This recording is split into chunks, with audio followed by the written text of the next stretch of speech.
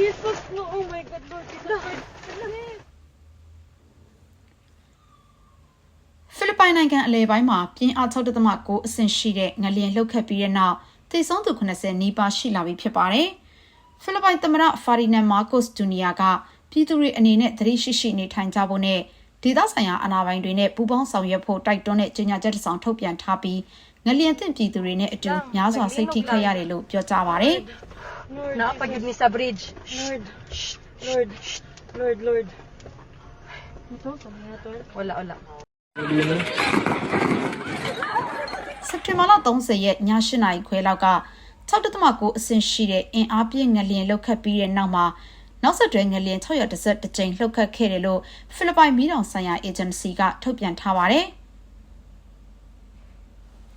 စီဘူပြည်နယ်အစိုးရကတော့တဘာဝဘေးဆိုင်ရာအရေးပေါ်အခြေအနေကြီးညာထားပြီးလျှက်စစ်တအားပြန်လည်ရရှိဖို့နဲ့ငလျင်သင့်သူတွေကိုအကူအညီပေးရေးအတွက်အပူတပြင်းတွေလှုပ်ဆောင်နေပါတယ်။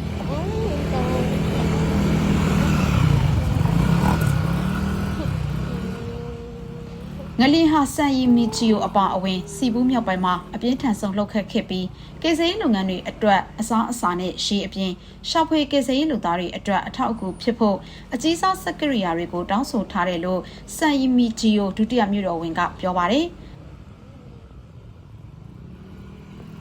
ငလျင်ကြောင့်ဒဏ်ရာရသူတွေနဲ့တခြားသူတွေကိုစေယုံအဆောက်အအုံပြင်ပမှာကုသမှုတွေပေးနေပြီးငလျင်သင့်ဒေသကလူတွေကတော့မနေ့ညကလမ်းပေါ်ထွက်အိတ်ခဲ့ရပါတယ်။